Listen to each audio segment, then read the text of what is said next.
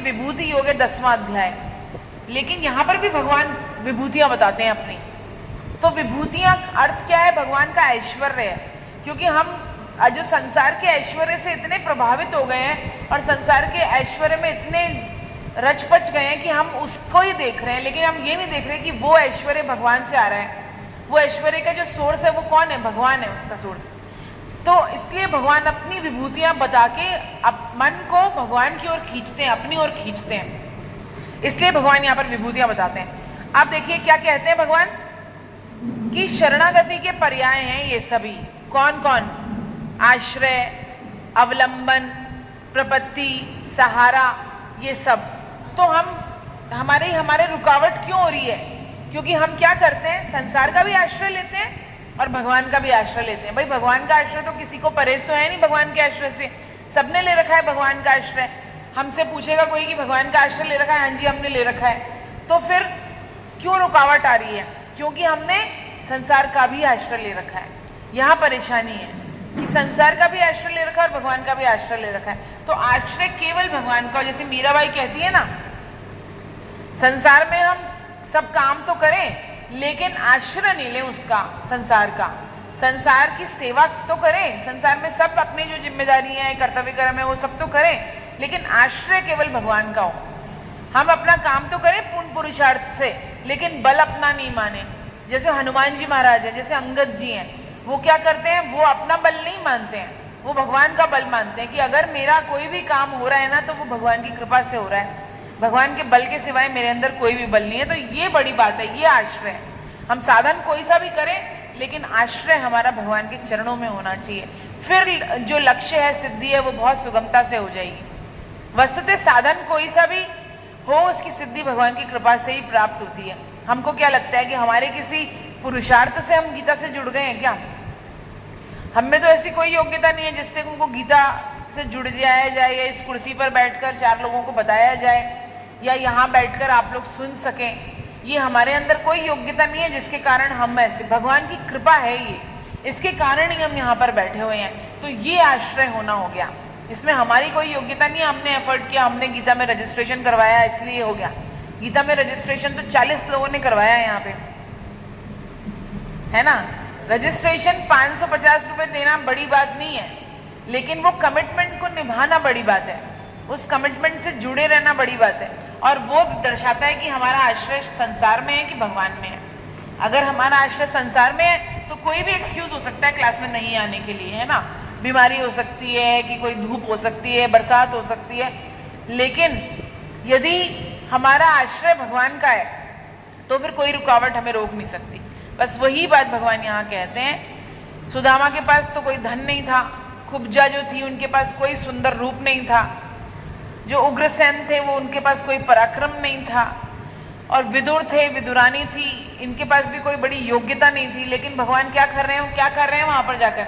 शबरी माता थी, उनके पास कुछ नहीं था, लेकिन भगवान क्या कर रहे हैं? केले तो विदुरानी जी खा रही है और केले के छिलके भगवान को खिला रही है, और भगवान बड़े चाव से खा रहे हैं उसको। शबरी माता क्या कर रही है? शबरी माता खुद बेर खा रही है और गुठलियां भगवान को दे रही है, और भगवान बड़े चाव से खा रहे हैं। और भगवान ऐसा खा रहे हैं और ऐसा स्वाद ले लेके खा रहे हैं कि जब भगवान का जन्म राम के अवतार से कृष्ण के अवतार में हुआ, तब वो अपनी रानियों को कहते हैं कि बहुत सुंदर भोजन है, बहुत स्वादिष्ट भोजन है, बहुत बढ़िया भोजन है, लेकिन वो स्वाद नहीं है इसमें जो कि शबरी माता के बेरों में था। तो भगवान कृष्ण बनकर भी द्वापर युग में, जो त्रेता युग में शबरी माता के बेर खाए थे, उनको याद करते हैं। तो भक्त के पराधीन है भगवान। भगवान कहते हैं हम भक्त पराधीन है ना। अम्बरीश महाराज की कथा सबने सुनी है ना। अम्बरीश महाराज के प्रति अपराध कर देते हैं तो फिर भगवान क्या कहते हैं कि तुम्हारी कहीं भी जगह नहीं है, क्योंकि मैं तो भक्त पराधीन हूं। अब तुमको राजा अम्बरीश के पास ही जाकर माफी मांगनी पड़ेगी, तब जाके राजा अम्बरीश जब कृपा करते हैं तब होता है। यानी कि भक्त जो है ना, वो बहुत बड़ी योग्यता है, और वो कैसे प्राप्त होती है? भगवान की कृपा से होती है और प्रेम से होती है।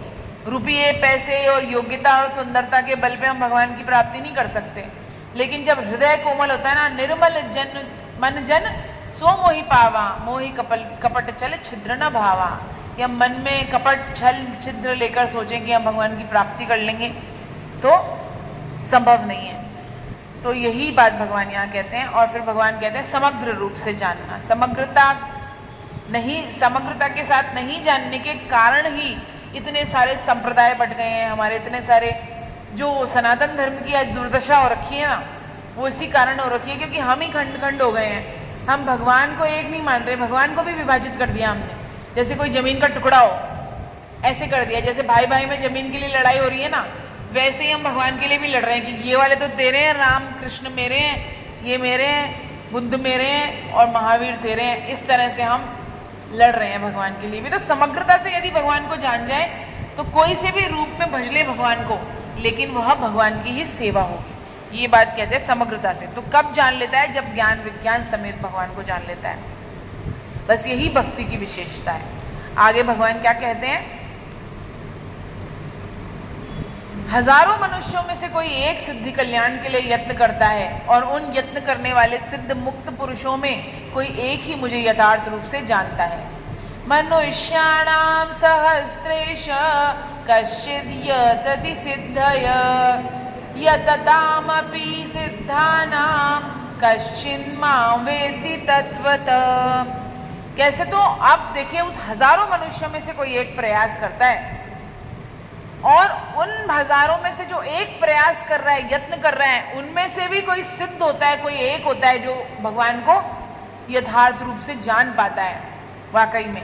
तो कम से कम हम हजारों वाली कैटेगरी में तो आ जाएं। वो हजारों में से जो एक आ रहा है उसकी तो कैटेगरी में आ जाए। सिद्ध होना तो भगवान के हाथ है, लेकिन उस कैटेगरी में तो आ जाएं हम कि हजार लोगों की भीड़ लगी हुई है तो उसमें से एक तो हम हो जाए वो जो यत्न कर रहा है भगवान को प्राप्त करने के लिए, है ना। जैसे विवेकानंद जी महाराज है ना, वो एक कहते हैं जो उनके रामकृष्ण परमहंस को कि क्या आप मुझे भगवान के दर्शन करवा सकते हैं क्या? तो वो कहते हैं हाँ, जैसे मैं तुम मेरे दर्शन कर पा रहे हो वैसे की वैसे ही मैं भगवान के दर्शन तुम्हें करवा सकता हूँ। और उन्होंने करवाए भी। रामकृष्ण परमहंस को काली माता दिखाई देती थी, उनसे बात करते थे वो 1 to 1, और वही दर्शन उन्होंने विवेकानंद जी महाराज को भी करवा दिए क्योंकि उनके अंदर वो श्रद्धा, वो भाव थी। फिर उन्होंने ये बोला कि ये सब जो खड़े हैं इनको भी आप दर्शन करवा सकते हैं क्या? तो उन्होंने कहा हाँ, मैं वही दर्शन उनको भी करवा सकता हूँ जो कि मैं स्वयं कर रहा हूँ। कई बार हमें लगता है ना, कह रहे तो है दर्शन हो रहे हैं, लेकिन वाकई में हो रहे हैं कि नहीं हो रहे हैं। अगर इस प्रश्न के साथ दर्शन करने जाएं तो रामकृष्ण परमहंस रोते हुए कहते हैं कि मैं करवा तो सकता हूँ इनको भी दर्शन, लेकिन इनमें से कौन मुझे चाहता है, कौन भगवान को देखना चाहता है, कौन भगवान से प्रेम करता है?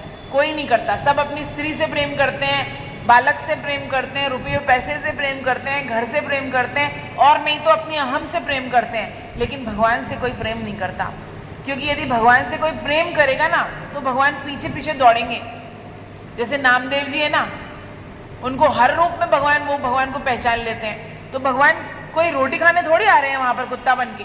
हम बहुत बार उनकी कथा सुनते हैं, लेकिन वह रोटी खाने थोड़ी आ रहे हैं, वो भक्त के दर्शन करने आते हैं, भक्त की सेवा लेने आते हैं। हम प्रसाद रखते हैं 56 भोग थाली में, लेकिन भगवान आते हैं लेने। क्यों? क्योंकि हमारा भाव कैसा है कि हम कर रहे हैं, हम कमा रहे हैं, हम दे रहे हैं। लेकिन नामदेव जी का भाव कैसा है कि प्रभु के लिए टिक्कड़ बना रहा हूं, और उनका भाव इतना है कि वो लेके घी की बंटी और उनके पीछे भाग रहे हैं कुत्ते के, और कह रहे हैं प्रभु आपका तो इतना नरम नरम गला है, आप कैसे इसको इतने कड़क टिक्कर को बिना घी लगाए खा सकोगे? ये तो घी तो चुपड़वा लो फिर खा लेना। तो ऐसा प्रेम है, देखिए कितना प्रेम है भक्त का भगवान से और भगवान का भक्त से। तो भगवान ऐसा रूप लेकर भी आते हैं, और ये रूप लेकर आना भगवान का भक्त के प्रति प्रेम दर्शाता है और भक्त के प्रति कृपा दर्शाता है। ये बात है। तो सबसे आवश्यक क्या है?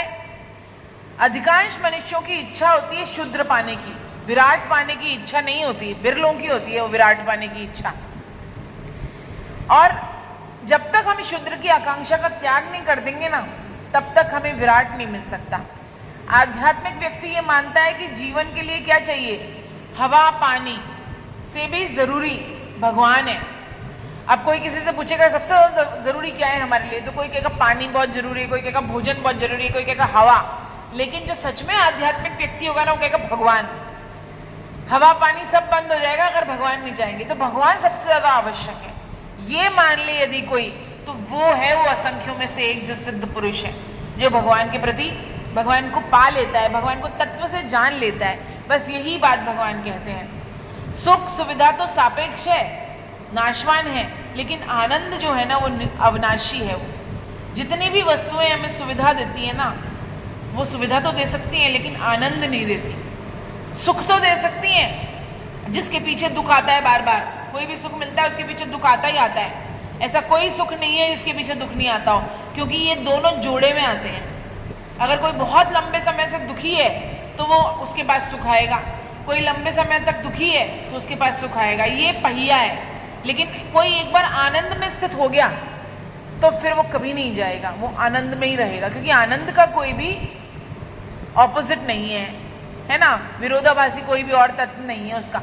तो वो आनंद की अनुभूति कब होती है? जब सबसे आवश्यक भगवान हो जाते हैं, जब सबसे आवश्यक रोटी कपड़ा मकान और हवा पानी नहीं रहता, सबसे आवश्यक भगवान बन जाते हैं। बस यही बात है जो भगवान यहाँ कहते हैं। हजारों सिद्ध महापुरुषों में से, मुक्त पुरुषों में से कोई एक भगवान को तत्व से जान पाता है, अर्थात विज्ञान सहित ज्ञान के द्वारा जान पाता है। तो ज्ञान तो क्या है कि सब में भगवान है, हर तत्व में भगवान है, ये जान लेना। और विज्ञान क्या है? उसको वो अनुभव में आ जाए कि हर एक में दिखने लग जाए हमको भगवान, कि मैं किससे द्वेष करूं, किससे राग करूं, किससे छल करूं, किससे कपट करूं, किसको अपना मानूं, किसको पराया मानूं। उठा के कर लीजिए, उठा के कर लीजिए, खिसकाइए मत। आवाज आ रही है ना? हरे कृष्ण। तो